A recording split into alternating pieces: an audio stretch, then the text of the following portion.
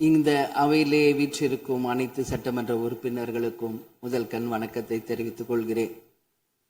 இன்றைக்கு சட்டப்பேரவையிலே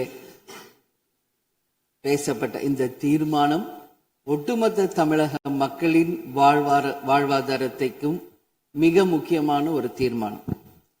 எனவே இதை யாரும் மறுக்கப் போவதும் இல்லை, ஏற்காமல் விடப் போவதும் இல்லை.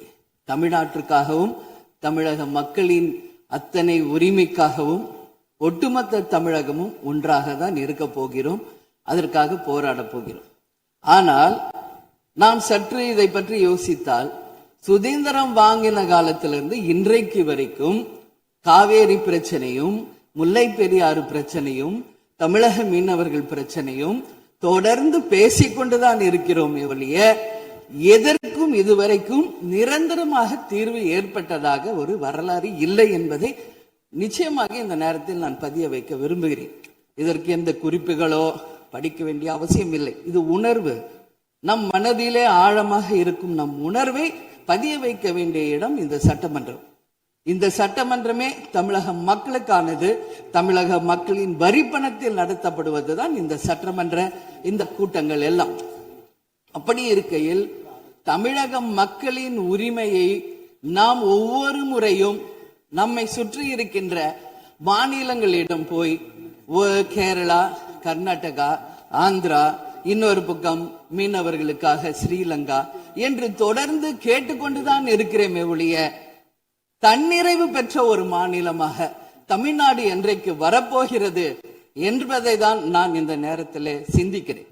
ஏன்னா நம்மை சுற்றி இருக்கின்ற நமது தலைவர்கள் எல்லாருமே இந்த பிரச்சனைக்காக, அம்மையார் புரட்சி தலைவி ஜெயலலிதா அவர்கள் காவேரிக்காக உண்ணாவிரதம் இருந்தாங்க, முதலமைச்சராக இருந்து.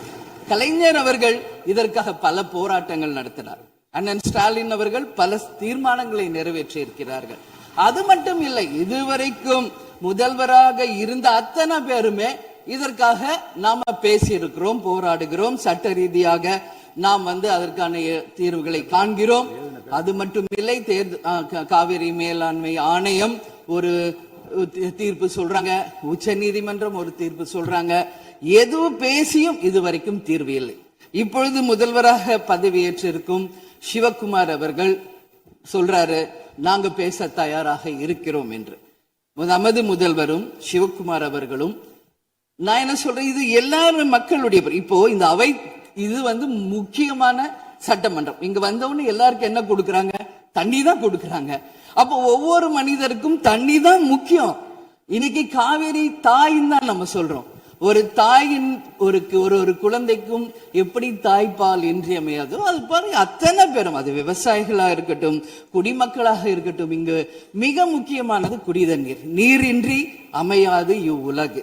அதனால முதல்வர் அவர்களே, உங்களை நான் கேட்டுக்கிறது, எப்படி மின்மிகை மாநிலமாக தமிழகத்தை உருவாக்கணுமோ அது மாதிரி மின்மிகை நீர் மேலாண்மையை நாம் நிச்சயம் உருவாக்க வேண்டும் என்று கேட்டுக்கொள்கிறேன். மழை நமக்கு ஒரு கொடை, கடவுள் கொடுத்தது. அதற்கு இனி வர இருக்கும் மழை காலத்திற்கு முன் அதற்கான தீர்வுகளை நாம் ஏற்படுத்தி எங்கெல்லாம் தமிழ்நாட்டின் நதிகளை இணைக்க வேண்டும். சும்மா நம்ம போய் பக்கத்து ஸ்டேட்டுக்கிட்டே தண்ணி கொடுங்க, டேம் கட்டாதீங்க கேட்டுக்கிட்டே தான் இருக்கோம், எதுவுமே நடக்கல. அதனால சொல்றேன், தன்னிறைவு மிக்க மாநிலமாக நம் தமிழ்நாடு உருவாக வேண்டும் என்று மாண்புமிகு முதல்வர் அவர்களை நான் கேட்டுக்கிறேன். தமிழ்நாட்டில் இருக்கிற நதிகளை நாம் இணைப்போம், எல்லா இடத்துலையும் தூர்வாருவோம். வரப்போகும் மழைக்காலத்திற்குள்ள அந்த நீரை எப்படி சேமிக்க வேண்டும் என்பதை நாம முடிவு செய்யணும். வீணாக கடல்ல போய் நீர் கலக்கிறத தடுத்தாலே தமிழ்நாடு மின்மிகை நீர் மேலாண்மை நிச்சயம் வரும் என்பதை தெரிவிச்சுக்கிறேன். இதுல யாருக்கும் எந்த மாற்று கருத்தும் இருக்காது. தமிழ்நாடின் உரிமை என்றைக்கும் நாம் விட்டு தர முடியாது. முன்னொரு காலம் புரட்சி கலைஞர் கேப்டன் எதிர்கட்சி தலைவராக இருந்தபோது தமிழகத்தின் பிரச்சனைக்காக அனைத்து கட்சியும் ஒன்று திரட்டி டெல்லிக்கு சென்று பிரதமரை சந்தித்து தமிழக மக்கள் சார்பாக கோரிக்கை வைத்தார். அதுபோல் தேவைப்பட்டால் அனைத்து கட்சியையும் நீங்கள் ஒன்றாக அழைத்து சென்று தமிழக மக்களின் உரிமையை நிலையாக உறுதியாக நீங்கள் நிலைநாட்ட வேண்டும் என்பதை நான் கேட்டுக்கொள்கிறேன். எனவே தேசிய முற்போக்கு திராவிட கழகம் என்றைக்கும் தமிழ்நாட்டின் உரிமைக்காகவும் தமிழக மக்களின் உரிமைக்காகவும் உறுதியாக மேகதாதுவில் அணை கட்டக்கூடாது என்பதிலும் எந்த மாற்று கருத்தும் இல்லை. தீர்மானத்தை வரவேற்கிறேன் என்று கூறி அமர்கிறேன். நன்றி, வணக்கம்.